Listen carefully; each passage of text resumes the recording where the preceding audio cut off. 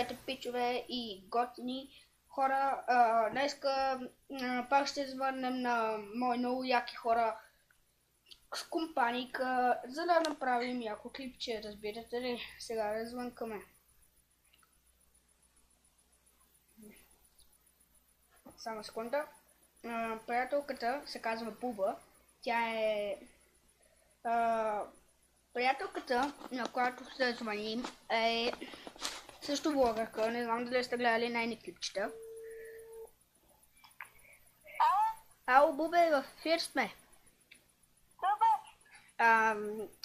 С тази, която говорим, също е влогърка и качва много яки клипчета. Гледайте и аз ще ви напиша как да потърсите нейни клипчета долу в коментарите. Може да питате неща към нея долу под това клипче. Тя ще види и ще ви отговори на нейната страница Любов Иванова с главни букви на български език. Бубе, искаш ли нещо? Бубе, искаш ли нещо да кажеш на феновете? Коста, ако не сте чули. Тя е много печена. Сигурно сте гледали рисунка в профил. Бобе, искам да кажеш няколко думи за рисуването. Искам да кажа, че трябва да държите четката правилно. Не да я държите все едно пащата нещо с 3 пръста, а да го пащате като нормални хора. Сега ще си обиждаме феновете ли?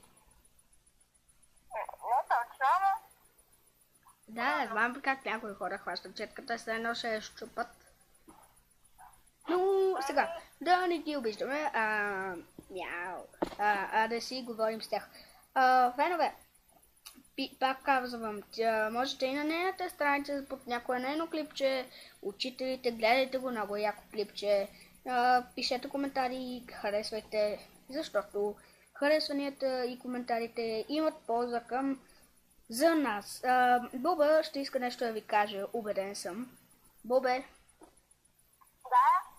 Кажи нещо. Мога да ти кажа за рисуването, че също като гледаш нещо, ти трябва да го мислиш в глава си и да се измъти там, докато го нарисуваш. Да, обаче искаш ли да коментираш нещо за моите клипчета? Да, готвица. Трябва и вие да ги гледате. Понякога имате интерес. Чуте ли, гледайте! Не си правя никаква реклама. Нищо, бе. Добре, хора. Значи, Бубето е на линия, ще стои през цялото време, за да си говорим с нея и да ви забавляваме. Бубе, и искаш ли да кажа... За съжаление, обаче аз трябва да затварям. Защо? За вечеря. Добре, айде. Чао, пак ще се видим. И чуем. Това беше Буба. Бубето, друг път ще се виждате пак с нея. Утре може би ще направим клипче. И така, това беше от мен.